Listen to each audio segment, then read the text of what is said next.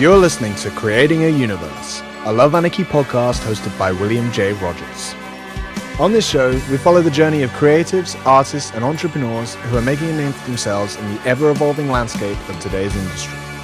Featuring an insight into both Love Anarchy and the Labaniverse music universe, as well as the individual projects and stories of each of our guests, from the music industry and beyond.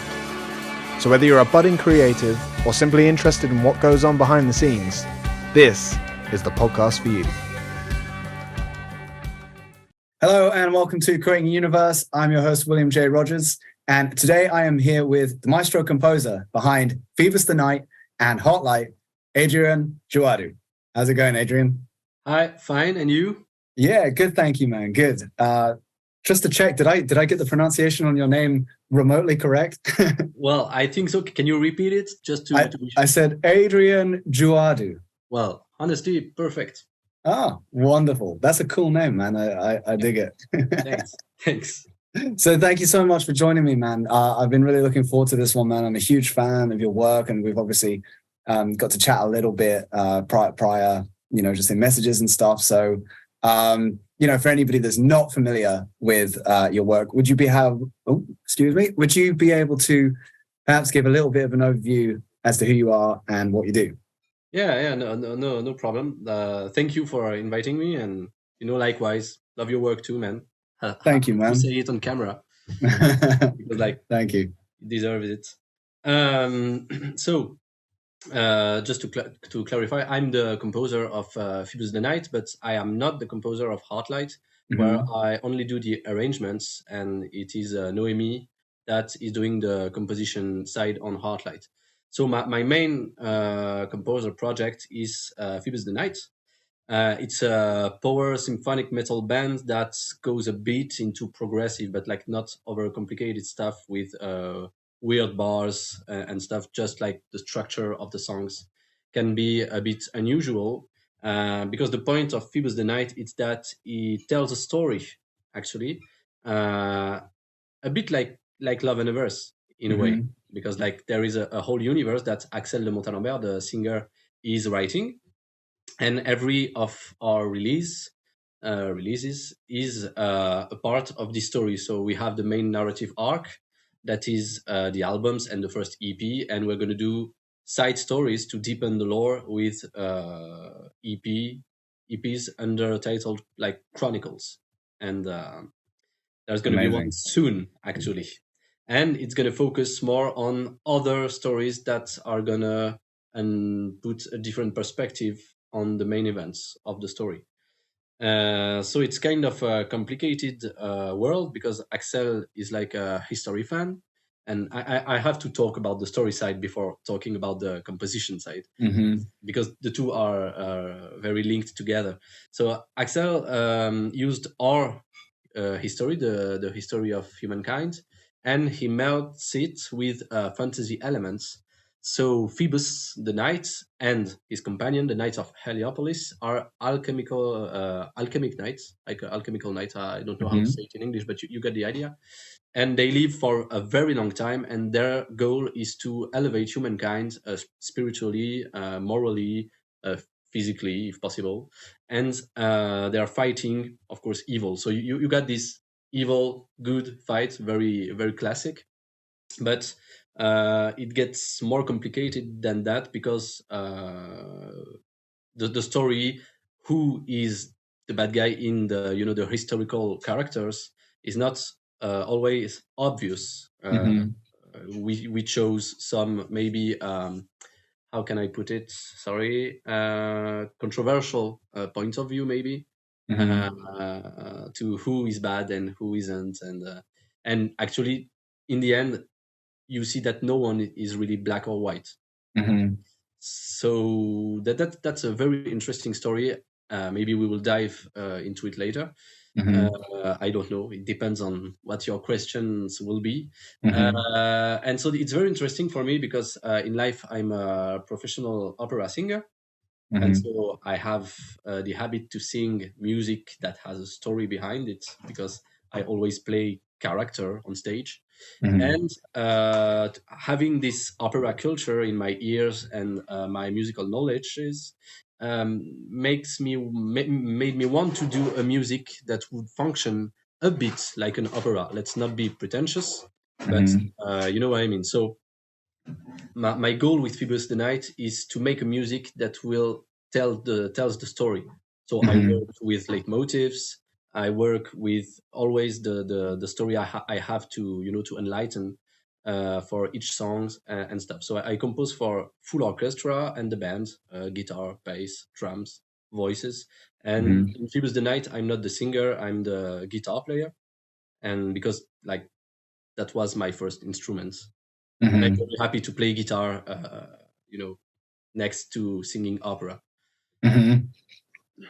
Yeah. If that summarize it, there's a lot to summarize, isn't there? Yeah. Yeah, I think that summarizes it really, really well.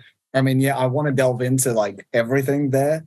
I think that perhaps we could also just touch a little bit further on Hartlight, because I kind of said in the intro there that you're composer behind Phoebus the Knight and Hartlight, and obviously there's this distinction where you're not quite composing for Hartlight. I just didn't know how to put everything that you do in one sentence. Don't worry, man. So Hartlight is also a really cool band that you're a part of with your wife, right? Who Yes. Noémie, who's also in Phoebus the Knight as a bass player. Yes. And so in this project, she's the lead singer, right? And you're focused more on arrangements and such, right? Yeah, because like she's the composer, so she sent to me Cubase files with MIDI tracks, with harmony, drum beats, bass, melody of the voice. I have the lyrics and the chords. Even if I have them in Cubase, I also have them on sheet if I want to do some voicings or stuff, just to be sure, And Nice. I start with that, and I build the arrangement of the song. Actually, when I do it, it's going to be the final version. Like I'm correcting the drums, adding true guitars, true bass, and then working on the orchestral or synthesizer arrangements. More orchestral, because like I don't know if I can call my synth arrangements really arrangements. It's quite simple what I do on that side. Sure. But simple and effective, man. I mean, sorry. Go on. No, I was just going to ask if am I right in thinking that you also mix and master that? I know that we spoke a little bit off camera before that you mix and master the Phoebus EPs. Is that correct? And not the album. So how about Hartlight? Are you also mixing and mastering? I'm doing the mixes and the master, but at my level, I don't pretend to be a professional master. Yeah, it's part of the same thing, really, isn't it? It's the mixing, but with some extra stuff on the mastering. Yeah. I'm with you. I'm the same. So I do what I can. I dive into it on the internet, search for some tips, try stuff, and adjust it with my ears. But I'm sure it could be better. But sure. Yes, and for just to complement not compliment, but to complete what you said, you weren't all wrong when saying I have a composer role in Hartlight, because sometimes my solo, obviously my guitar solo, there is solo part that Noémie writes, especially for the next album, but the real guitar solo when you do that, that's my composition. And sometimes some riffs we do them together. Like we discuss and we're like, okay, could we add maybe a riff here? Okay, Noémie, what do you have as an idea? Oh, maybe we could do it like this, and and there is also a work at two people on that. Of course, yeah. So yeah, as a band member, I suppose would you're contributing, but it's not the case in Phoebus the Knight, for example.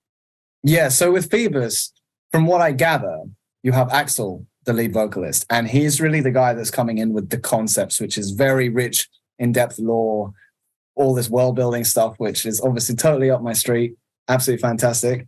But he's coming with the story. And am I right in thinking, did you say as well that there would be like a novel or something that goes with this as well? Yeah, actually, there's going to be several novels. Amazing. One for each release. but they are going to come later because it takes a lot of time to produce them. I can say that he's pretty much advanced on the novel about the first album, Ferrum Ferro Ferro Ferror, and also the novel for the next EP coming soon called The Cursed Lord. Amazing. We are going to announce it tomorrow, so I'm sure by the time we release the video, it's going to see. Yes, okay. So that's going to be, and that's cool. Nice. At least I've got a special preview here. Cool, man. Cool. So he's really coming in with the stories, the ideas, the concepts, and I guess that is driving a lot of the lyrics and the narrative. And so he's kind of, I assume, coming to you with these ideas and telling you a story.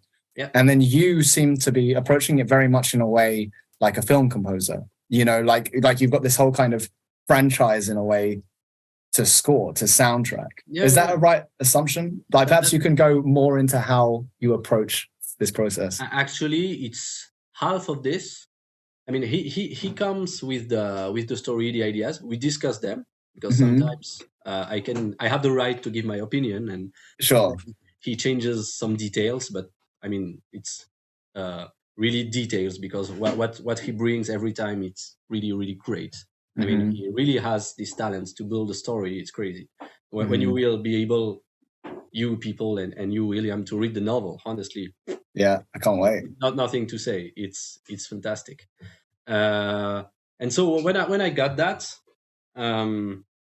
you're right. You're half right because I think about like soundtrack movie.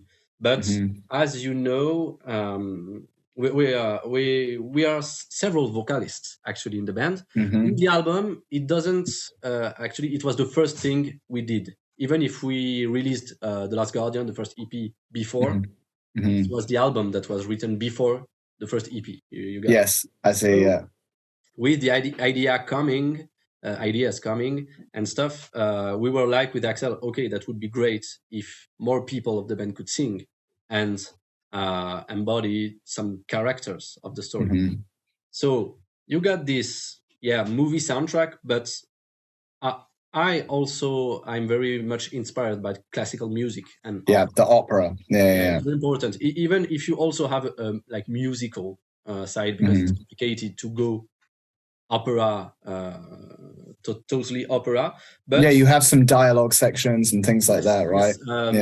Less in the actual release. In the CDs we already released, not so much. But for example, in the next EP, we try to go more that way. So you even got a song where I quote the Dies Irae by Mozart from the Requiem entirely, and we have dialogues between the characters. We sing dialogues, and I really like this because even if Axel stays the main singer, the lead singer, it kind of give more. I don't have the word. In French, we would say envergure. Like it gives an opening, I would say, let's say, to what you hear, and there is a voice here. What did she said? Oh, what did he say? And absolutely paints a picture. Yeah, more lively side to some songs. And for the opera side, I'm gonna reveal that the last song actually is of this next EP, The Cursed Lord, is gonna be a cavatine and a cabaret. But metal. Yeah, wow. It's all, and it's because there is a feminine character that Noémie is gonna play, and so she's gonna sing on that song, and so she has really like an aria, cavatine, recitative, cabaret. Nice. And so I try to go into more into this classical side because I think it's not so common in symphonic metal to really have classical writing. Yes. We have a lot of movie style stuff, and I like them because I do them also. But I wanted really to go with Phoebus the Knight, to like create kind of a bridge between those two cultures. So people listening to Phoebus the Knight are like, oh, what's this piece? Because I always write in the booklets, where it come from. Yes. Like in the first EP, Last Guardian, we have a quote from Cantique de Jean Racine de Gabriel Fauré. We have a long quote of this choir piece. So it's written in the booklets. And I got this idea that maybe people from the metal world are going to be more interested in opera, classical music, and maybe the reverse. I hope that some people listening to classical maybe will see metal differently, approaching it differently, and maybe take interest for it. That would be great, to bridge. I like this idea. Yeah, me too. I'm also a huge fan of classical music, and I think that that's a really wonderful thing, to sort of breathe new life into these traditions, and like the greatest works of art of arguably even of human history, musically, like to be able to kind of reincarnate them, I think is a wonderful thing, and pay tribute. I also think it's really cool because in the concept, in the story that you are soundtracking here, you have, as you say, this basis of over human history. So your characters are fantastical, but they're sort of time travelers that are going throughout human history. So the fact that you have like classical music ingrained in that stuff, that is like the cornerstone of that history, it fits perfectly. It's very clever. Yeah, you got it. That's my idea also to Of course, I don't always quote composers that are from the time period. Yeah, like very specific. Yeah. I got you. Not always, but well, I do what I can. It gives this vibe. Yeah. But it's true. I quote a lot of classical music, but I also try to write some parts in this style. For example, in The Beast Within, from the first album, Ferum Fero Feror, you got a whole part with choir, like Bach style, but it's not from Bach. I try to imitate also some style to also bring new music in this style, and compose the metal parts close to it, to give this sense of like you don't just have like I compose a part with soundtrack vibe and all of a sudden classical music. I try to. It's a lot, man. It is a lot more natural than that, for sure. And you were right. Like actually, they're not really time travelers, but they're alchemists. They are alchemists. So they found the philosopher's stone. So they live for a very long time. So I see. Yeah. Okay. Yeah, but I'm gonna add something. There are also planeswalkers, so they can travel through planes and dimensions, right? Universes. So that's very nice, because we could do basically an album about anything. Yeah. That's ultimately the tool. Yeah, I think. I got you. I kind of remember so they might not technically be time travelers, but in a way you guys are, because you guys can travel anywhere on the timeline and put these characters there. Yes. So, sorry, I'm not saying that just to correct you, but just because I think it's me, to go more in depth. I love it, and I love the clarification, and as well for people listening, they can understand that, man. I mean, the fact the thought that you guys put into this is amazing. That's like my favorite thing, man. It's the ultimate like an ultimate passion of mine to think about all these things and put that work in, and so to hear that from someone as yourself is always really cool for me, man. But because we have kind of the same idea. With Love and Averse, you get pretty much the same general idea, even if it's different in the making and the subjects you chose. It's different, but in the end, it's kind of the same thing. A big universe, stories to tell, and music to create to go with them. And I just like you, I love this idea. Actually, it was Axel's idea first. So let's give to Caesar. So, I don't get the expression in English, but you got it. And actually, he wants to go even further, because he wants to do also a comic book someday.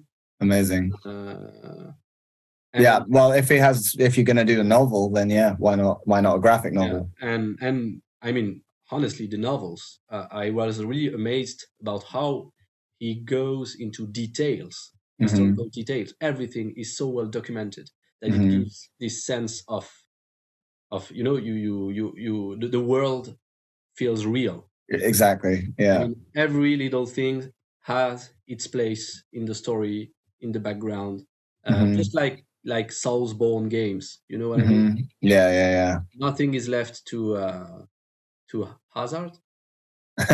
No. Yeah. Yeah. Well, I've got you. I understand. Okay. Sorry. Yeah. My vocabulary is not always on point.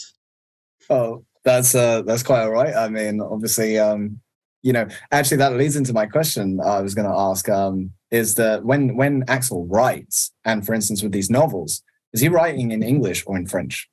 He writes in French. I thought so, right? Because I mean, that's your first language, right? So makes sense. Yeah. So do you think novels and stuff like that would be published in French or maybe in French and English? Yes, we plan to translate them, because that would be a shame that there would be only available in English, but we will have to find a good translator.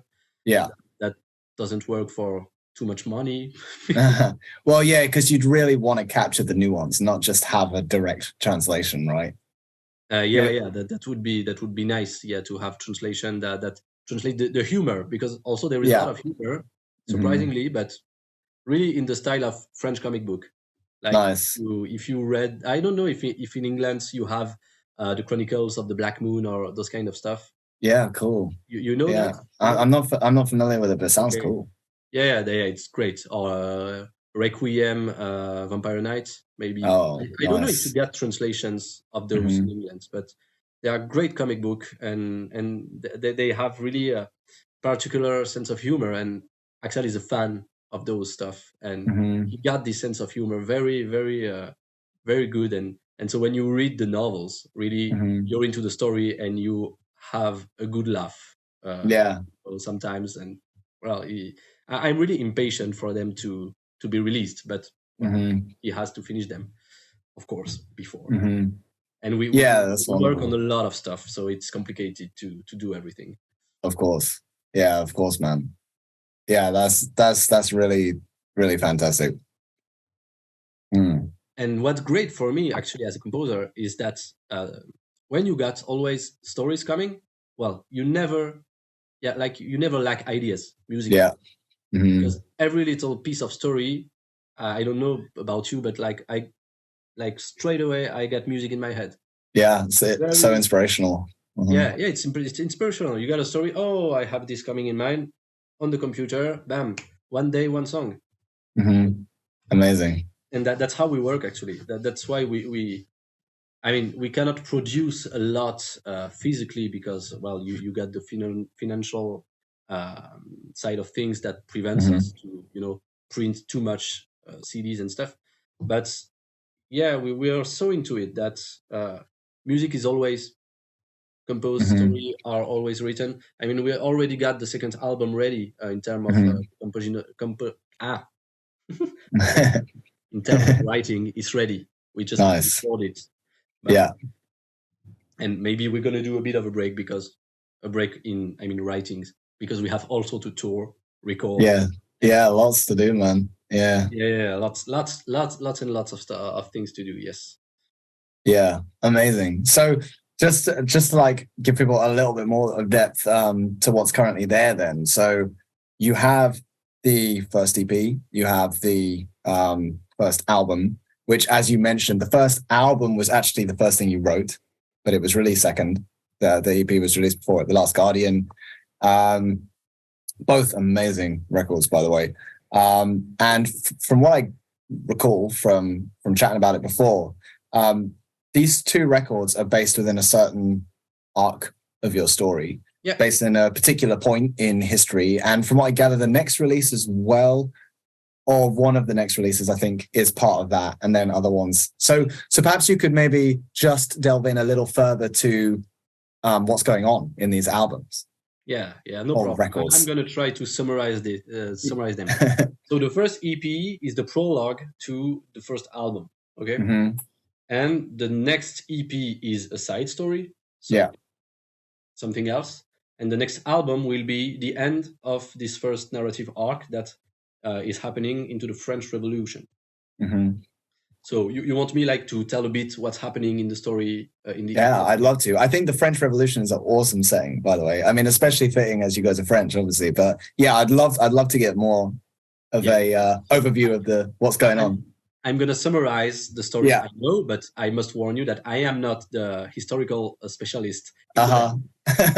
So maybe I won't be able to answer some questions afterwards, but we'll take the footnotes. That's cool. But that's nice because I'm going to be able to demonstrate how the story is written. So I don't know if you know that, but one of the triggers of the French Revolution is the eruption of the Mount Laki in Iceland. Wow. Actually, this volcano erupted, and the dust from it went all over Europe, and it started to cause problem in agriculture, start famine, and the rising of the people. In the Phoebus verse, we have a very bad being called. I mean, people called it the Beast, but it's actually a vampire lord. And the story of the EP starts in Iceland, and this being, the Beast, is attacking the dwarf fortress of Barasdum that is located into the volcano of the Mount Laki. Right, nice. And the Beast attacks with an army of dark elves, and they make the city surrender. They kill the king. They imprison the princess into the personal dimension of the Beast called the Darkest Woods. Okay, and they start a ritual to make the volcano go into eruption. So in Phoebus' story, it's because of the Beast that the volcano. I love that. So this is how you take like the historical event, but you put fantasy in there and get like infinitely creative. That's so cool, man. I love that. Yeah, that's Axel's idea again. And so that's why in the song I put like some what's the name? In French we say cornemuse. Bagpipes. I put some bagpipes. Oh, cool. I put some for the dwarfs, is that then? Folk melodies, yes, and because of Iceland. Right, okay. I'm pretty sure bagpipes has an origin in Iceland also. Okay, cool. I should check it, but I think I read that somewhere. So anyway, I figured out that if it wasn't the case, it works with dwarfs. So certainly. Let's go. Yeah. With it. And actually, in this song, you got Noémie playing the princess. So she's a dwarf princess, is that right? Yeah, Noémie is playing the dwarf princess, saying she has to go and ask the Knights of Heliopolis for help, but she ends imprisoned by the Beast. And so the Beast knows what I'm going to say he's doing, because the point was to help trigger the French Revolution. We don't know why yet. I know why, but I can't say it now because it would be spoiler. Okay, spoiler. Yeah, spoiler alert. Afterwards, the Beast is going to France, and with his vampire lieutenants, start to help the riot going. So Axel took another historical event, the attack of the Bastille, right? And for the song, the first head, actually, it's the vampire Camille Desmoulins. So of course, in history, Camille Desmoulins is not a vampire, but in Phoebus' story, he's a vampire and he's a lieutenant of the Beast, like Robespierre. So Axel chose to take those people that are, martyr of the revolution and put them into the wrong side. The vampire revolution. Yeah, and Camille Desmoulins is gonna, I think, he's gonna tell a lie, saying that soldiers are on the Champ de Mars to oppress the people, and so people go crazy, and the attack of the Bastille starts, and the first head is falling. So the Beast got it all planned, and of course, his goal is not. It's going to be more than political. But I'm not going to say more. Sure. I mean, he's a bad guy, so he's whatever. He's going to enshroud the world in darkness and all of these things, right? Yeah. He is really evil. Yeah, exactly. And that's the embodiment of evil. But I think in the novels and stuff, we're going to see a character a bit more nuanced than just evil. But he's not going to do good to the world. Not at all. In the third song, The Time of the Light, the Knights of Heliopolis are sensing that something is, going wrong. And to give hope to humanity, they participate to the Declaration of the Right of Man and of the Citizen. with Lafayette, Mm-hmm. you know, and so that's why in the song you got in French the first articles, Mm-hmm. and it's Lafayette saying them in the song. So they do Nice. that, like it's a bit pacifical, but you know they start with this kind of reaction because like they have to elevate humanity, not go all berserk and be like, okay, we're gonna kick your ass now. Like that's not the spirit. And during these events, you got the last song of the EP, The Last Guardian, happening at the same time. One of the knights of Heliopolis called the Iron Queen, Celine. I don't have all the elements to say why she's called the Iron Queen, but she's a very important character for the Knights of Heliopolis. She's like a mage, like a druid. Yeah, druid. Yeah. Druid, okay. And she's also sensing that something is not going well, something bad's going to happen. So she goes to Notre Dame, the cathedral, and prays to the one they call the first one. Like in Phoebus, we say we use the word God sometimes, but to not go into, okay, it's a Catholic power metal band. Yeah. That's not the case. I mean, we are not especially Catholic, but we say the first one because like alchemists knows more because like they're mages also. And they're the higher power the higher one, and it's not the God described in the Bible. I mean, it's a good entity. It's here for the universe, for all things to function and stuff. But you know, he's not the white bearded guy in the clouds. Yeah. And the beast knows that she's gonna pray at Notre Dame alone, and so hey, he's coming with his minions, and they encircle her.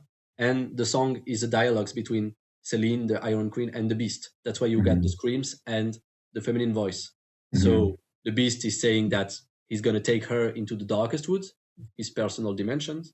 And Celine is mocking him, provoking him, calling to God in front of him, just, you know, to say, like she's saying, well, maybe his rival is trying some stuff, but he didn't do so much because the knights gathered, signed the Declaration of the Right of Man and of the Citizen, and there is hope. And in the song, actually, she says that he could only stole one piece of Avalon. You know Avalon, it's the you know where you put Excalibur. Yeah, sure. You know the what? What's the word? The stone? No. When you put a sword into, you know. Oh, the sheath. Yes. Yeah. Avalon is also a sheath. A sheath. Yeah. It's a sheath, the sword. Yeah. And maybe I'm saying something wrong, but in the story, Avalon is also a plane. Okay. So, yeah. The beast stole a piece of this plane to create his own dimension from the Celtic gods, because in Phoebus the Knight, all gods has their place, you know. So Celtic gods, Corrigans, fairies, they all exist. The Norse gods. North gods, I don't know. I should ask Axel. Maybe I get the idea that it's kind of they're all coexisting type thing. Yeah. So she's mocking him, saying, "Well, you just got one piece. Come on, you didn't do so much." And so in the end, she's imprisoned anyway. Yeah. And that's where the EP ends. And so the album starts just after that. Phoebus searched for a way to enter the darkest woods for 2 years after that, and he managed to find a way. So the beast within, Phoebus is roaming into the darkest woods with guilt. We don't know about what, and the song is called The Beast Within.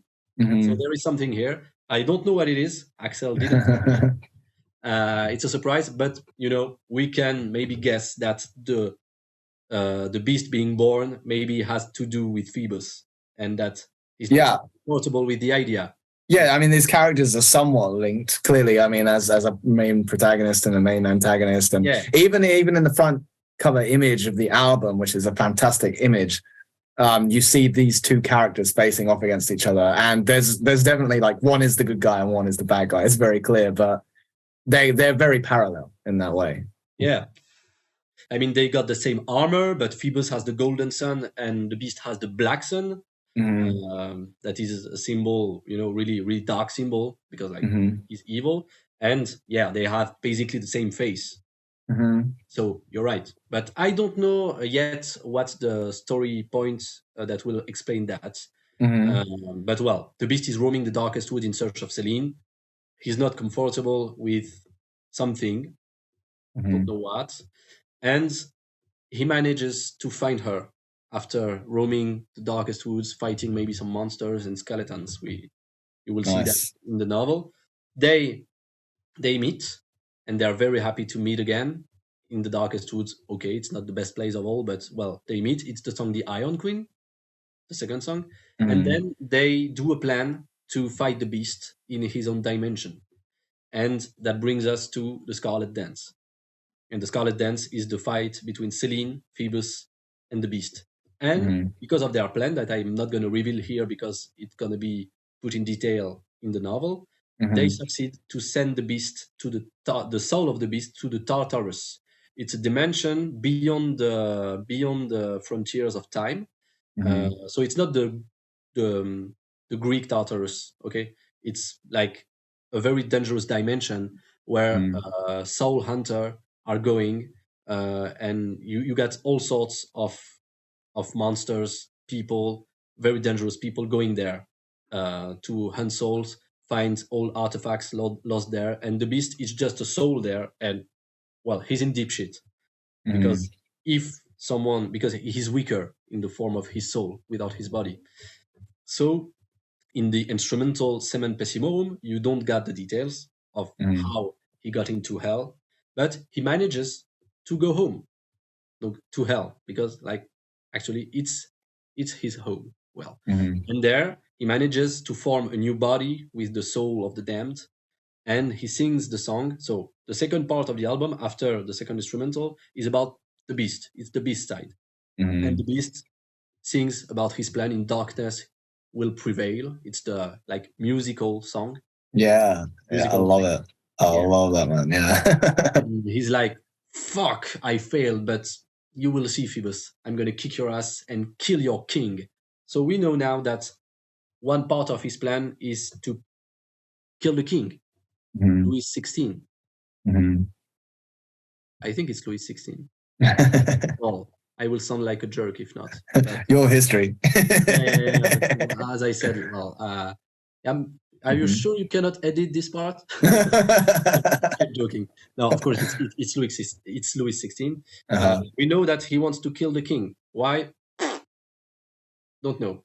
But he's going back to Pandemonium, the capital of hell, and gathering his troops in the song "The Children of the Night." So he's gathering his vampire troops, and then he's going to find his dark soulmate, Lilith, and the Queen of the Black Sun. So it's the 8th song. Right, okay, yeah. He's going to need her to fight Phoebus in the Nights of Heliopolis because she holds the Spear of Destiny. So the spear that pierced the body of the Christ, right? So it's an artifact with immense power, and he needs her, and also it's his soulmate, his lovers, his dark lover. So he's going there with the army and try to convince him with a serenade, and it's the song "The Queen of the Black Sun." Yeah, great song. Then you got Parabellum, the third instrumental to enter the final act of the album, and this instrumental symbolizes both factions preparing for war. Parabellum, going to war in Latin. And you got the renegade alchemist Claude Frollo, the character from the Hunchback of Notre Dame. Okay, yeah, cool. Yeah, Axel chose to use this character because, it works. This guy, he's all about religion, but he goes to the wrong side. Well, why not make him a bad guy, renegade alchemist? And he's opening a portal at the Cathedral of Chartres to let the armies of hell go through with the beast and Lilith. So, well, basically things are not going well. The beast and his vampires manage to trigger the terror when revolutionaries are going to massacre and slaughter nobles and aristocrats. And so the song Massacre de Septembre is about this. It's about the slaughter of the Princess of Lamballe, and Phoebus crying over her body and saying, my God, why is this happening? You know, so it's a bit, to denounce a bit that fact, because we're not talking so much about it in France. It's not part of the story we are very proud of, because, well, obviously that was not really, philanthropical. Yeah, not really. Okay, and that gives Phoebus, the trigger. Okay, I have to call my friends. So he calls to the Knights of Heliopolis, Arcade, played by Noémie, Oswald Kroll, it's me, Adrien, the other guitar player. So it's also his real name, but it's Hadrian, the Roman emperor. That's nice. That's his historical character. And Robin of Locksley, that is Guillaume Remy, the drummer. Okay, so he calls them, and he's like, okay, now we're gonna fight. The song Ferum Ferro Ferro Ferror, because it's the credo of the Knights of Heliopolis, and actually it's also the credo of the family of Axel de Montalembert. Right. Okay. It means I wear iron and I'm word by iron. That's what the title of the song and the album means. Ferro Ferro Ferro. Yes. Wow. It means in Latin. Yeah, that's some amazing alliteration, man. Like I remember, obviously that's the title on the album. And I remember seeing that as a track, and I'm like, okay, yeah, that's cool. Like, it's funky, like almost like a tongue twister. Like, how do I say that? But then, man, that song is just outrageously catchy. Like, the first time I heard that hook, yeah, I was like, wow, that's so cool. I mean, I had to blast it right before we put this episode on. Right before we got on the call, I was like, I have time for one song, and I was like, boom. Yeah, I love it. Actually, little story about this song. It's a song I wrote in 2010, and wow, it was never released. Just like Children of the Night. Wow. It was never released on an album.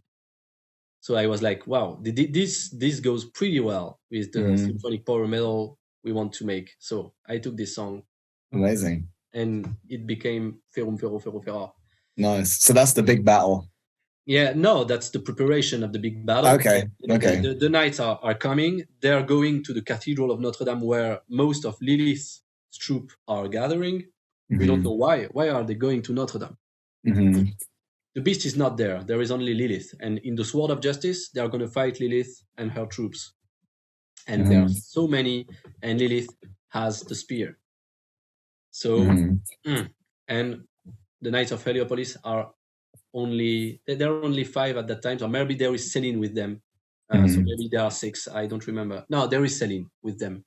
So Céline is not played by anyone in the band, but it's the soulmate of Phoebus. I see. Yeah, you got the same and duality in characters with Lilith and Céline. Lilith being Céline being the good one. So just as a quick side note, from what I gather, you have your main character. Each band member plays one of the main characters, the Knights of Heliopolis. And obviously Axel is like Phoebus, the main protagonist. But then you guys collectively are also playing the roles of these other characters. Yeah. On the record. We have no choice, because we're not enough people, and it's going to be complicated to transport, 15 people.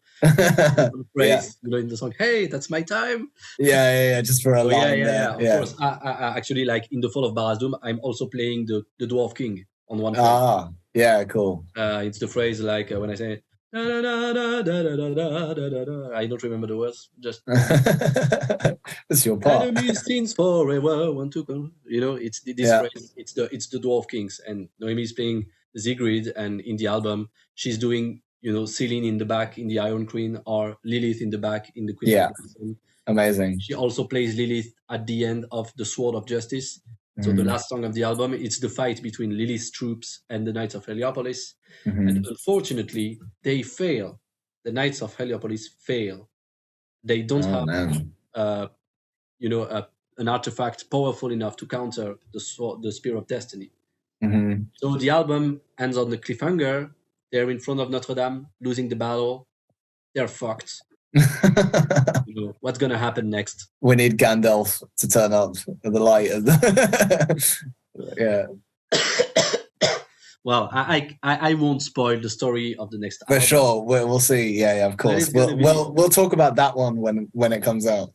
Yeah. We hope. Yeah, it's not a promise, but we hope it's going to be out next summer. Okay, amazing. Wow. I mean, it must be so much work to put together records.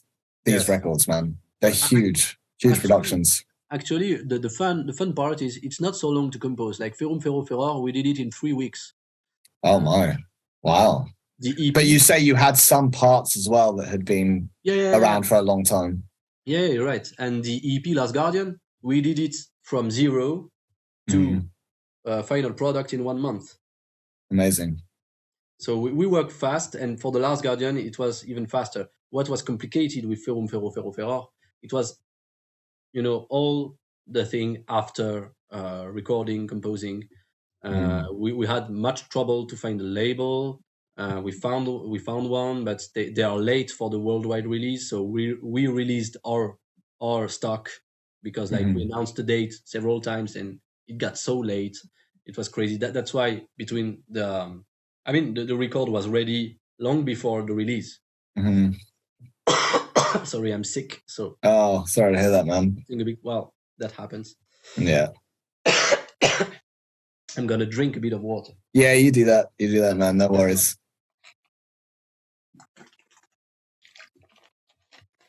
And the Curse Lord, well, same thing. It was, we composed the Curse Lord on a longer period of time because first it was planned to be like a Patreon project, but we dropped that because too stressful to release one song, one short story, every 2 months. Not possible. We prefer to work when we have time. Yeah. So we're gonna release the EP, physical and digital, and that's easier like this. But yeah, I'm gonna start to be a bit overwhelmed by the amount of work. So I'm gonna take a break on the composition, on the music writing side, and we're gonna finish this second album, record it, do the editings and stuff, and and find some financial help to be able to produce it because, well, obviously, you know how it is when you start a band. We did not make money on the selling. We were just for now refunding what we and what you put into it. It's expensive. Yeah. And we're far from the the refund point because even if we did a crowdfunding, it wasn't what we gained with the crowdfunding wasn't enough, of course, to do the whole thing. It's just a bit of because we mixed the album. It wasn't me because we wanted really to have a great sound, and we were very happy to do it with Joost van den Broek. Yeah, fantastic. Yeah, and he did an awesome work, I think, on the album. He did, yeah. I already told you that privately, but yeah, he's a great mixer. Excellent choice, man. And yeah, I think, man, to be honest, I think the production sound fantastic on all the music, even the stuff that you've mixed. I think you've done an incredible job. But yeah, the album sounds absolutely huge, man. Yeah, we were very happy he accepted to work with us, and we want, of course, to have the second album mixed by him. I would cool. prefer because I mix, but well, I'm not him. I don't have his knowledges and stuff. A lot of extra work as well. Sorry, you did. No, just that it's a lot of extra work for you to mix the whole album, man. You're right, but it's a lot of work. But also, I know I'm not, gonna arrive to the same result. So, So just to clarify, then you write very quickly as a band, and obviously then it gets a bit stuck in the weed with like release weeds with the release schedules and logistics with labels and stuff like that. But the recording process, like, how is that for you? Is that a particularly lengthy process then? And I'm assuming that when you write, like, you probably are demoing like with kind of laying the whole project out, right? Well, so actually, yes. When I'm composing, the whole orchestra is done. My guitar parts are done. Yeah. I wrote a demo drum part, then Guillaume recorded at home. Oh, great. With an E-drums, because I mean, okay, it's more practical. Yeah. Sorry. Yeah, perfect, man. That's great. But that's great because, like, you know, with superior drummer, you get so much awesome sounds. But, totally, yeah. He plays the parts. Yeah, that's great. That's a fantastic way to do it, I think. He sent them back to me. I write the scores for Axel to read and learn the song. He sent me his tracks. Adrien sent me his tracks, and Noémie, I do the score for her too, and she record, and then I put everything back together, and then I mix. I mean, for the EPs, that's how I do. I mix, I master, and then boom. Yeah, cool. So yeah, it's a faster process. It's more complicated. It was more complicated for the album because we wanted to have a label for it. Yes. So when you say the writing, like if the writing is quick, but so I suppose writing and recording are kind of one, right? Is that correct? Like they're kind of one in the same process, and so really it's getting everything together, and then it's a case of mixing, whether you mix it yourself or sending it off. But then that's actually the production finished. Yes. Absolutely. Cool. Yeah. So that stuff. So you guys are super productive with that, basically, mostly because you're governing, like producing that, and you're basically producing the record. Yeah. That musically, yes. Yeah. Yes, I am producing the record, and yeah, we are very fast because, of course, I think it's easier when you don't have the the community side of composing. I mean, we don't join to talk about how this is gonna be. I mean, it's me in my head. Okay, I'm going. I make the other listen to it to that, like, they have a word to say. Of course, I'm not like, shut up, that's my song and you want that. Of course, yeah. They have a word to say. Sometimes I ask for ideas. I'm happy that people put their ideas in if they have if they have some. So I'm like, okay, if you got some riffs or some ideas, well, send them to me and I will put them in some parts. We did that for like 2 parts in the second album where Adrien had some riffs. But basically, when I finish the demo is almost the final product. I just need the other to send their parts. I'm correcting, and Yeah. That's how it works, and it's great because, well, that's fast. Yes. What takes sometimes it's the part where we are not experts at all, like graphic. I mean, for the EPs, obviously we're gonna do it to be more economic. Yeah. So I did the graphic designs of the oh wow, cool. But like, I'm not a graphic designer. Sure. That takes me time. That's what's more the time consuming. It's the other stuff. Yeah, like promoting also. Of course. We have the chance now to work with an awesome PR agent, Marcus Eck from Metal Message. Cool. Very happy with his work. He's a great guy. Very awesome. Yeah. He's really a great guy. Very human, very kind, and very devoted. So sounds good to find him, and we are going to work with him also on the Curse Lord, and he works on the promotion of Ferrum Ferro 2. So that's something I can. I don't have to say. Yeah, you can hand it off. And basically, all members of the band, we have several hats, and of course, yeah. So Guillaume and Adrien now are working on social medias. Sorry. That's all right, man. Take Noémie also is doing a bit of social medias, and she searches for venues to play, stuff like that. And Axel too searching for venues to play. I take the composition side and the graphic, put the products, finished product together. That's my part. And when someone can do a bit of help for the other one, we do. That's how we function for now. Amazing. Yeah, that's it. Wearing hats, man. That's what we gotta do in this day and age as musicians. I wanted to clarify one thing about, considering you're sort of governing the music process. How does it actually work with lyrics? Does Axel give you the story and then you write the lyrics, or he has lyrics already set that you have to fit in? Or he sent me he sent me the lyrics. and I do the song with them. Sometimes it's the reverse. Okay. Sometimes I do the music first because first we got a mood board with everything and what it's going to be about. Okay. Right. If I have something coming to mind reading the mood board, I write. And then it's his problem to do the lyrics and goes with it. When he sent the lyrics first, I try to do the music going with the lyrics, and Axel authorized me to correct them.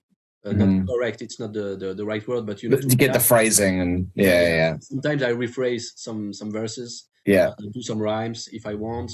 Like I got a white card for that. I can do what I want, and I just wrote the lyrics for one song. It's the Queen of the Black Sun. It's my lyrics in it. Oh, cool. That's all. Nice. I love that. I love how the mood board and the sort of outline, I guess, like the story outline. So you kind of guys all know what's the vibe of this song and what's the purpose of it. Yeah. And so it kind of means that any ingredients can come first. I love that. Sounds like a great process, man. Yeah, it's perfect. And Axel makes those mood boards for every release we are going to do. And we start from there. We start from there. And if I have an idea coming, well, as I said, I go right away and compose. What does your mood board look like? Is it like a document or? It's a PowerPoint.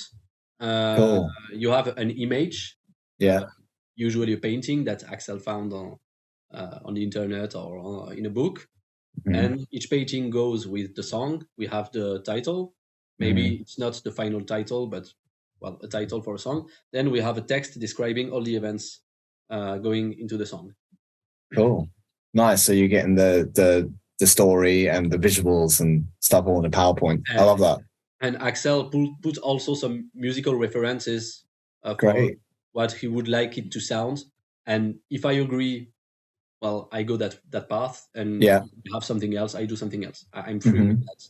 So if I read the influences and I'm like, well, I have another idea for this, I go for my idea.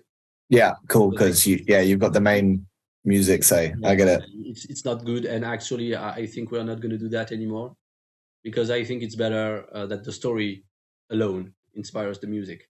Because I love that. Having references will put you on a path and you're going to follow it. And it's less freedom, even if it's unconscious. Yeah, because you're already thinking about that other song and whatnot. Yeah. That's the point. So yeah, but well, usually I read the story first. So because while reading the story, I can have something coming to my head, like for the Fall of Barasdoom, for example. I was reading the stuff and I got the pa ta da ta ta ta ta ta ta coming right away. So I was like, okay, nice. Yeah, perfect. And then that's your thread. Just follow it down. And usually I don't know how it works for you, but when I get the beginning, I get the whole song coming in. Yeah, that's it. That's you're channeling, man. Yeah. You're like, come hear a song. That's it. And it's happening, and I am going to my computer and be whoa. And amazing. Oh, that's the best. That's the best feeling, man. When you're just in the flow, you're inspired. The whole song just comes through you. Yeah, that's awesome. That's the best bit, I think. Yeah. And actually the quotes I do, they're coming in my head. I mean, I'm not like, okay, what I'm gonna quote.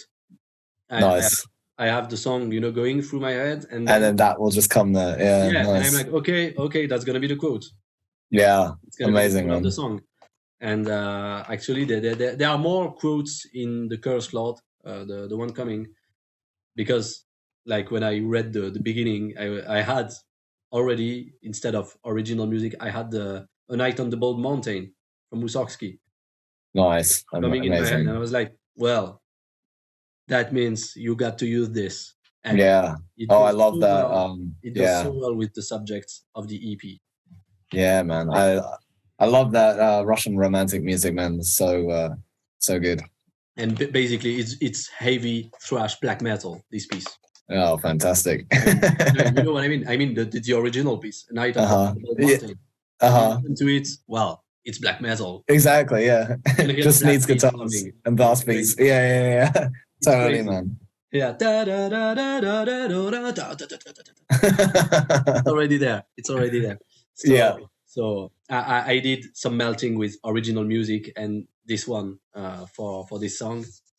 Yeah, amazing. But I used a lot of A Night of the on the Bald Mountain because that worked so well with the subject. Because, like, to spoil a bit, the EP is gonna be about Gilles de Rais. I don't know if you know this guy. Yeah, I do. Yeah, I remember he was a pretty messed up dude. Yes. Very evil French guy. Yeah. And of course, the Knights of Heliopolis are going to be there to stop him. Yeah, and bring him into court. That's the subject of the EP. So we needed a dark atmosphere, and the EP is very dark, but not as like the song "The Last Guardian." It doesn't have so much growls and saturated vocals because it's an EP focusing more on the Knights of Heliopolis, and Phoebus is not screaming so much. He screams a bit, but much less than the Beast. Yeah. Oh, so Phoebus screams a bit as well. I mean, I was assuming that the growls are the Beast. Yeah, but not always, because well, as we guessed in The Beast Within, Phoebus is not. He's a good guy. He's a good character. Yeah, but he has a dark side. Yeah, he has something in him we don't know, and and it is embodied by his screams. So he screams a bit, but it's more of the proportion. Yes, yeah. The Beast sings, but he screams. Yes, and Phoebus screams, but much less. It's literally just the yin yang. Yeah, the little bit of light and the dark and the dark and the light. Yeah, exactly. That's how it was thought. So it's not all black and white. I love that. I just wanted to quickly ask as well about nice tattoo. Thank you. With Phoebus the Knight, how does it work live then? Like you mentioned about touring as well, and you guys have a show coming up with ETWAS as well, right? Who was literally just the most recent episode of the podcast as well. So it's so cool to get you back to back. I still have to watch it, but I saw that you released a video with Victoria. Yeah. Actually, we became friends because I was listening on their music on the internet. I was like, wow, such a great band coming from the south of France. I'm from south of France. So I fell on it, and I contacted them right away to see if we could tour together and do a show. So that's the concretization of this idea, this show. Amazing. With Exanimis also awesome. Oh yeah, man, I listened to a bit of them because Victoria sent them to me, and it was incredible, man. Like you three bands, like that's gonna be a hell of a show, man. Yeah, I hope so. I'm sure it will be a great show. I mean, those three bands, I'm gonna send me flowers too, but with great compositions and writings, and use of the orchestra. Yeah, super epic and very different ambiances. So they complete each other very well, I believe. So that's why we launched this idea of doing shows between the three of us. Yeah, we all appeal to different publics, and at the same time, the publics of each band can be interested in the other bands. Absolutely, yeah. I mean, I love all three, but as you say, each will offer something different, and I think that's what makes a great show overall. That's the whole point, and that's great. I mean, ETWAS, it's great. The esoteric, more esoteric, dark, fairy tale sides with this big melancholy in it, with the voice of Victoria that is really putting this side of things in the light, I would say, or maybe in the abyss. Well, you get it. That works so well. That works so well. And so so we're gonna have a show. And your question was, and of course, like, to be fair, Exanimis, it's crazy. Also, the orchestrations. They're heavy, man. Yeah, intense. So heavy, and their costumes live. Yeah, the masks and stuff. Yeah, it's awesome and very technical stuff, and they play very clean, and you got really a feeling of monolithic, epic, dark amazing stuff, crazy. And so the question is, how do we do live to give this feeling of a story? Well, it's simple. We have to organize the songs in a certain way, so the story has a sense. So the set list follow a certain chronology, and so Axel has 2 costumes, one for Phoebus, one for the Beast, and so we always make a Beast or a Phoebus part, then a Beast or a Phoebus part, then and wow, and he will go and change costume. Yeah, we have instrumental, and during the instrumental, he's going to change. Wow, really theatrical. Amazing. Yeah. And to explain the story to the people, we got first we tried to do some dialogues on stage at our 2 or 3 first shows, but we figured out it didn't worked out so well. So we chose instead to have pre-recorded narrative parts with sentences, and our interaction with the public is more like if it's the Beast on stage, it's going to be, "Are you with me, my vampire troops? Come on, make some noise." And if it's Phoebus, it's going to be, "Knights, are you going to be with me to save the France?" I think it works better because we get some interaction with the public, and they go crazy, like, yeah. That sounds amazing, man. That sounds like so much fun. Yeah, and honestly, it's very fun to do, and we were amazed with the reactions of the public because they were so in it, and it was very very a very nice feeling to see that they were in the story and they were having fun and stuff. And so with what we got sorry, I talk a lot about money, but for now we don't have so much money, so we are doing it like this. But we want, when we will have more money to put in that, to do also some what's the word, decor, like put, I don't know, some stones, to decorate, like Stonehenge. Spinal Tap, the mini Stonehenge that they get. yeah. For now, it's gonna be mini Stonehenge. Yeah, exactly. Exactly. Got to start somewhere, man. Yeah, no, that's awesome though. And we want to have the show more theatrical in the future, when we will be able to do them that way. Amazing. Maybe sometimes when Noémie is playing a feminine character, we have some, I'm going to spoil that, we have some duets in the next album. And Amazing. maybe we are going to, sacrifice a bit the live side of things. Maybe she's going to put the bass out just to have the microphone. We will put some pre-recorded bass, but so then maybe can play the scene. And Noémie, when there is a fight, I don't know, between a feminine character and Phoebus, or I don't know, but to make the scene real on stage, we're going to think about ideas like this. But that's awesome. It will work, of course, only with, duets, real duets or trio. We want to do a trio too. It won't work if it's only, a vocal intervention. In that case, she's going to keep the bass like she's doing right now. If it's me that plays a character, obviously I won't have the solo of the song, guitar, and I don't know, play the fight or the song. Nice. We want to do this with, as I said, keeping, of course, Axel as the lead singer, but more vocals intervention to give colors and events for the listener and to witness live. The project is going, I think, that way, and I really like it. And we will also try to put Guillaume to singing, so we have a fifth voice. Everyone in there. Yeah. Adrien is coming to it.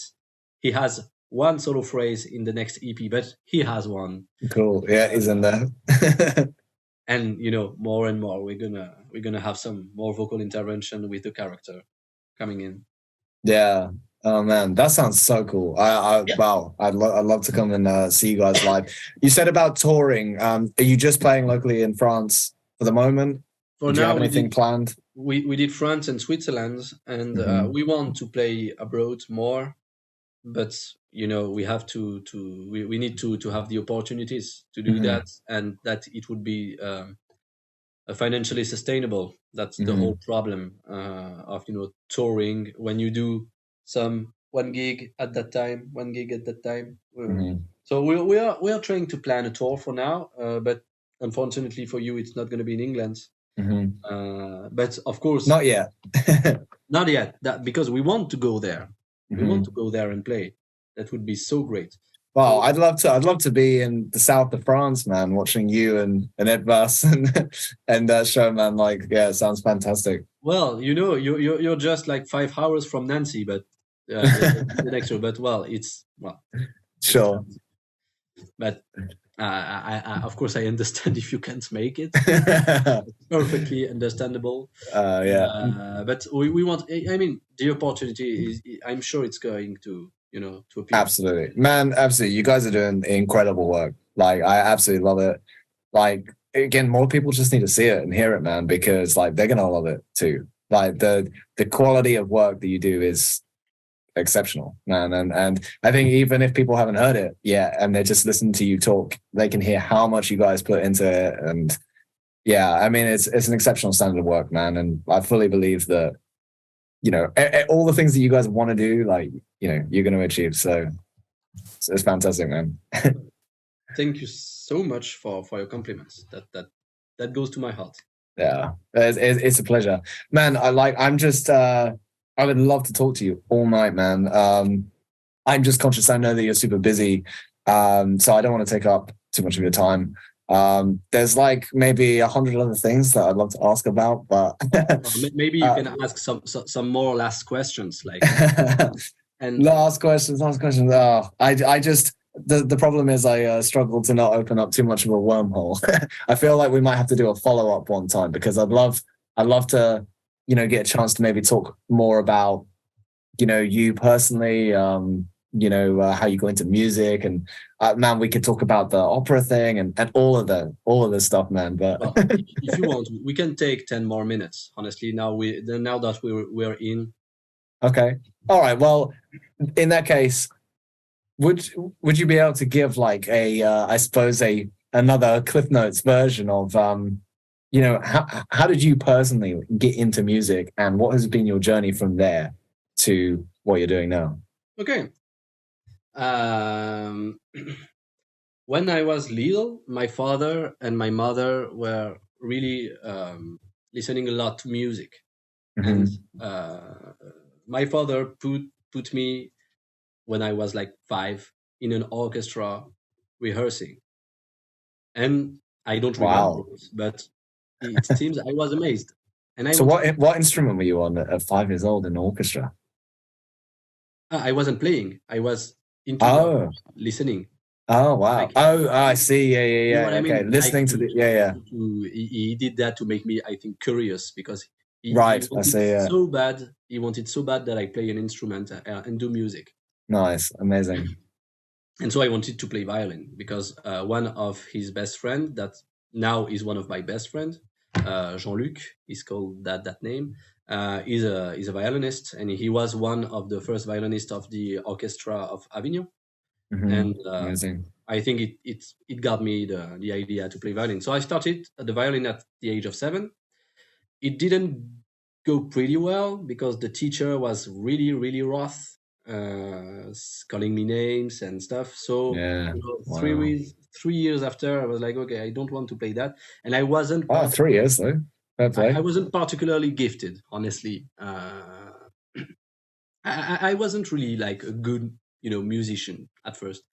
But I think the teacher is important because I switched and I played classical guitar, and my teacher was amazing. He was such a great man. And so I did progress so much faster. And so, in conservatory, you got cycles. I got into third cycle in like 4 years. Usually you take 2 or 3 years by cycle in France. So I was like very motivated. I worked a lot and I loved it. And fatally, I got one CD at a Christmas from Offspring. Oh, cool. Yeah, and I discovered Offspring. By that time also, it was Americana. That's a great album. Yeah, great album. And I also discovered Linkin Park and Rammstein. Cool. And so the sound of electric guitar came to my ears. So I wanted to start playing electric guitar. So at the age of 12, I got one for Christmas, and I started writing songs right away. Wow. It was so bad to have a rock band because the real reason is because I watched School of Rock. Oh, okay, yeah, of course. This movie with Yeah, I mean that came out in our childhood. It was impactful, man. I saw that in the cinema as well. Yeah. It fucking blew my mind. Great, man. I still get goosebumps at like the Battle of the Bands yes. scene, you know. Yeah, actually, we watched it with Phoebus The Knight with the band at the last before the last concert. Nice. And, it's crazy, and so I gathered friends that were playing music. Adrien, that is in Phoebus The Knight, amazing. My best friend by the time. He played violin, and I asked him, "Do you want to play the guitar?" So we form a band, and because he liked a lot Aerosmith, he was in. Yeah, cool. So he got a guitar that was his brother's, and I learned him to play the first exercises and stuff, and he was very gifted. So he managed to play simple riffs and simple solo pretty fast, and we formed our first band that was called Frost, and it was like a gothic heavy rock band. I was the singer because when I was 10, I was playing the second role of a musical for children. I had second main part. Cool. Singing because I had a nice voice. I didn't knew it myself, but the people, the teachers and the people doing that were like, okay, let's take him for this part. So as we didn't have a singer, I figured out, okay, well, I'm gonna sing because maybe it's gonna work. But you know how it is when you are 10 and when you enter your 13th, the voice is changing. Yes, everything changes on the voice. Yeah, mess actually. Yeah, always, man. At that age, I worked on my voice, and but more in the modern technique for modern singing. And someday, at an audition of my classical guitar class, I sang Stairway to Heaven. And there was this chef de chant, we say, I don't know the word in English, pianist that makes singers work for repertoire and opera. Okay, yeah. Compliment. Yeah. So my voice improved by the time. And she told me that I should enter the opera class of the Conservatory of Avignon, and I did it, but more for like technique to learn more how to sing.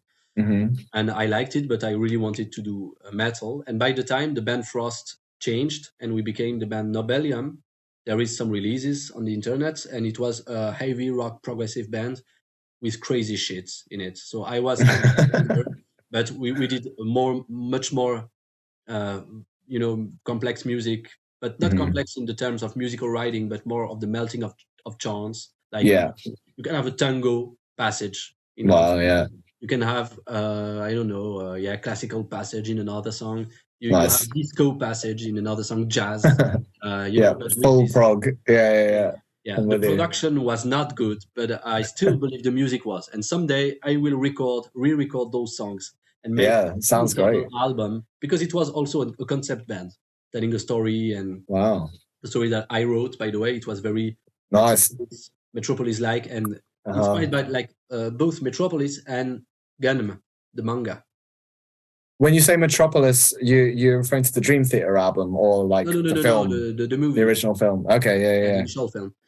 Cool. And Gunm, that is also inspired by Metropolis, so nice, great style. A story with the same concept with an upper city with the wealth, the lucky people, and you got the down, and it was all poor and what. Well, I'm not gonna say the whole story because it's complicated. Because there was before that there was another universe that's. It's complicated. Frost, we had songs, a series of songs called The King of Birds in a medieval setting, and the story happening there led to the world of Nobelium in the future. So, I already liked this concept of storytelling and stuff. And from there, we did some CDs with Nobelium, all auto-produced, and I worked a lot with Jean-Luc, the violinist I talked about before. I learned so much with this guy. He taught me so much how to approach music, how to play clean, how to compose better, how to mix, because we mixed an album together. So I learned how to use DAW like Cubase with him. I spent so much time at his home late at night working on the albums of Nobelium, working on the music, recording, and everything. I mean, it's memories I will never forget because, well, we talked about everything, and I learned so much. How I function with music comes a lot from this guy, from Jean-Luc, and I thank him here. Thank you, Nice. Thank you, Jean-Luc. He was my mentor in a way. Amazing. And when I bring a band to listen to him, he gave me his opinion why it wasn't good, even if I liked it. And and he pointed me stuff in the writing of the music and stuff. So it was very interesting. And even his advices on technique for guitar, because like he's violinist, even if it's not the same instrument, you know how it works. You can give advices on how to work properly to improve your playing. So I learned a lot with him. And so we produced a lot of songs with Nobelium. We played live a lot also. It was great years because we were all childhood friends in the band. Amazing. Well, that stopped because you know how it is. If the band is not going any further, people start to go on with their lives, and fatally it ended that like we split it because there was a lot of magic in this band, but it faded away. And I was very pissed about that. Yeah, I bet. And my current opera teacher told me, you could do this job. You're a bass voice. There is not so much. And, well, I heard you at this masterclass because I did a masterclass. I was in the back of the room and your voice was going through. So I'm sure you have what it takes. And I was like, well, why not? I already had a contact with opera because the father of Adrien is a great conductor, opera conductor and classical conductor. So when I was at his home, I heard a lot of opera, and actually the father of Adrien and his wife told me a lot of advices on how to sing opera, and I thanks to them also I learned a lot. And well, I wanted to do that because I would be the only one taking care of my career. I had this idea that being with other people would drag you down. But yeah, sure, of course that's false. But in that case, that's what I was feeling. I was angry about how it ended. But the problem with opera is that you don't compose. You're singing others people music, and I was a composer at heart, starting to compose at the age of 12, and did so much songs from there. I don't know, I wrote maybe 60, 70 songs. Amazing. During all those years, even more because I was also the drummer for some bands. For drums as well. Yeah. Amazing. I played some drums in Sentinel and in Samsara, two bands. In Sentinel, I composed some stuff too with my friend Angelo, that was the guitar player at the time that I met because I was giving guitar lessons, and he came to learn how to play faster and stuff, and that's how we met, and I ended in his band because I liked the music. It was good to play some good old heavy thrash metal. With a lot of double bass drum. I like it, Nice, of course. So great. So so I composed a lot, and but at that time I stopped doing metal. I listened to it. So I was like 23, and so I took opera singing very seriously, and I worked so fucking much to have a decent voice. And before that I worked so much to sing tenor in modern music. I had to study a lot to understand how opera singing work. So I spent a lot of time researching, reading books, going to coaches, teachers. So that was a long part of my life. Actually, well, long part, not so long, but it was 4 years of really studying. Yes, I mean, that's a big chapter. How to get a good voice, how to understand technique. And so I gathered a lot of vocal knowledge, and I started coaching also because to share those knowledge. So I also got decent hours of giving lessons of singing at at my CV, you know. Yeah. Did some replacement in conservatory. Worked at with scientific people to, you know, understand better how it works and stuff. Amazing.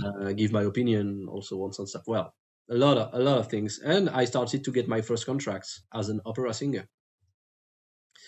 And then I was studying and at the same time working as an opera singer.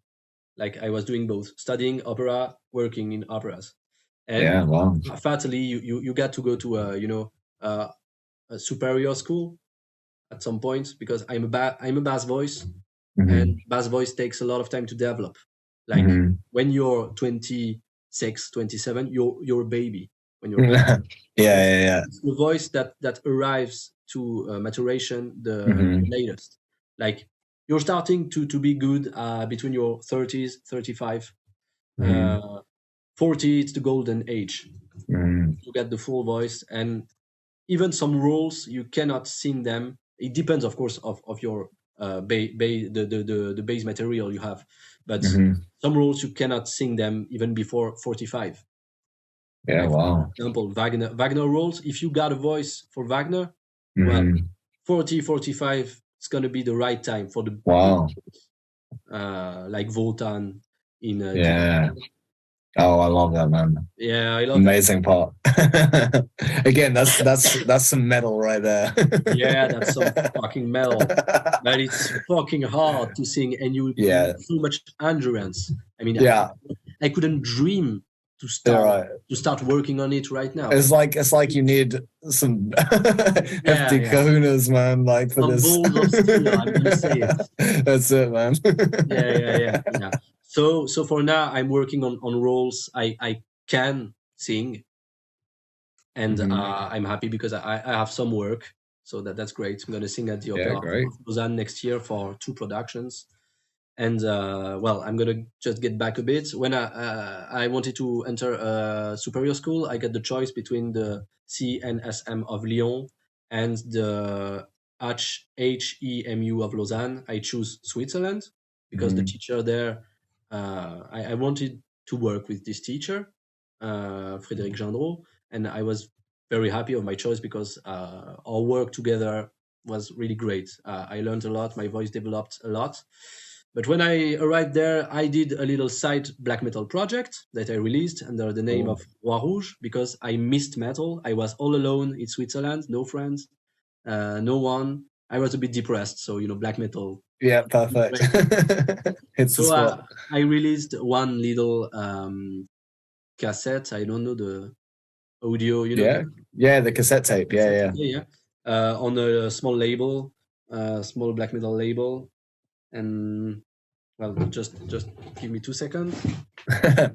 I'm sorry, Michael, if you see this video, I forgot the name of the label. So it's Herbert West Productions. I took the cassette to check. Amazing. Sometimes my memory goes wrong. Just like for Louis 16, it is Louis 16. Confirm it. It was obvious. Maybe it's the stress of the interview. So I released that with Michael, the boss of this small label, on cassettes, and then Axel. I met Noémie when I arrived to Switzerland at school. It was like love at first sight. Amazing. We ended up together after 6 months learning to know each other. We, even if it was love at first sight, we took our time. And we got together. She was a singer. It was great because 2 musicians together, it could only give some new ideas, new stuff. And I knew already Axel because of some friends in Paris, because I lived in Paris for 2 years before. And that's how Phoebus The Knight came to life, because Axel listened to the re-recorded songs of Frost I did before leaving to Switzerland, because I re-recorded the songs I wrote between my 13 and 16 years on an album. It's called The Kings of Light, and the name is Frost, like the band at that time. But it's difficult to find. But if you type, the name of the album and the name of the band, you will find it. But it's not on the right artist page on Spotify. I remember we spoke about that. So I found the album, but it's on the page of a random rapper. Yeah. Sorry, Frost Rapper for the mistake. He hasn't removed it. Yeah. But yeah, that's awesome that people can hear it then. So Axel heard it and he was like, I want to work with this guy, and that's how, we ended to create Phoebus the Knight together. So I think that's a good summarization. Fantastic. Yeah, I mean, so much stuff there. Just to finalize it off, when did Phoebus the Knight form then? It was in 2019. Amazing. 2019, yes, in June. Nice. The project started there. Axel was already doing some stuff in the name of Phoebus, just Phoebus. Oh, cool. Some covers, and he did a video clip, but I wasn't there at that time. Then the band, became Phoebus the Knight. We changed the name to like maybe do a difference between those two periods. Yeah. And then we gathered the members. Noémie watched School of Rock. She wanted to play the bass. Yeah, give me a G. Yeah, that's it. Yeah. But, it wasn't planned for her to be in the band, but Axel had the idea that she came to play the bass, so she learned to play bass and the album in 4 months. What? Oh my God! What? Was she playing guitar before? No. Wow. Yeah, that's impressive. So we hired her. I didn't know that was possible. Well, nice. The album is not overly complicated, but it was still really impressive for me that she learned the whole album in 4 months. While that's some determination. She never played bass before, so I was like, well, GG. Incredible, yeah. So we hired her for the bass post. Now the bass plays. I don't know. English sucks. I'm sorry. No, all those things work. I like bass boost. Yeah, that's good, man. So that's so cool. That's an amazing journey, man. And from what I gather now, then you spent a lot of time in your 20s, like studying the opera stuff, and so now you have you're a professional opera singer, a bass opera singer, and you get contracts to do opera parts. You coach. It's the beginning of a career. Okay, yeah. The career, but I got some work still. My 26 years, but I give lessons also. To sure. So you're coaching vocals. Yeah. Coaching vocals and doing some contracts. I'm still a young bass, so I still got, unfortunately, time to. Well, that's good. I think that's fortunate rather than unfortunate. And unfortunate at the same time. Sure. Yeah, sure. But so you've got that, and that's your kind of main gig. But then obviously you've got Phoebus the Knight, which we've spoken about, for the majority of this episode, and you've got Hartlight as well with Noémie. I want to bring Hartlight to a level with live shows. Some members, and Noémie wants the same. We got an album already written, just had to record it. Incredible. It's gonna be a great album. I love it. I can say it because I'm not the composer, so Yes. Cool. Yeah, it's gonna be great. And just to complement the story of Phoebus the Knight, when we needed musicians, of course I called my old friend Adrien to play the guitar, with whom I formed my first band. Yeah. And for Guillaume, it's a crazy story. We didn't manage to find a drummer that could play the double bass part and stuff. So I was sick of it. I got on YouTube. I wrote French metal drummer, and his YouTube channel is called Metal Drummer. So I ended on his channel, watched an E28 cover to check the double bass. It was there. I sent him a message, and this is how it happens. Perfect. And we got a perfect chemistry between all of us, so it's great. Oh, that's so good, man. Yeah, I think that's so perfect. With your childhood friend in there as well, and he's an amazing guitarist as well. Yeah. By the way, and then you Noémie, your wife, and that sounds fantastic. It sounds like you guys have such great chemistry between you, and everyone's wearing these different hats, and it's a real teamwork, man. And you've got all the perfect ingredients for, you know, all your success, man. So that's so cool. So yeah, you know, that sounds like a really great balance of things, man. The opera stuff, the Phoebus, Hartlight.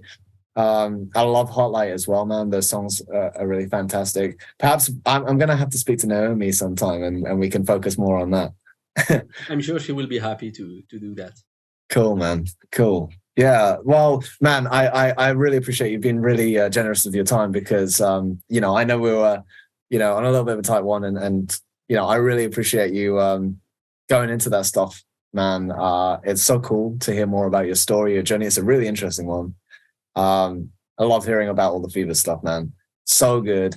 There's still no doubt, like, we could speak about a million other things, but let's do it another time, man. And I think, we got a good bunch of info here. Totally. And totally. I want to thank you for this interview. It was really great to talk with you. Thank you very much, William. Oh, absolute pleasure, man. Thanks. Thank you for listening to this episode of Creating a Universe. A special thank you to Adrien for joining me. I really enjoyed this one.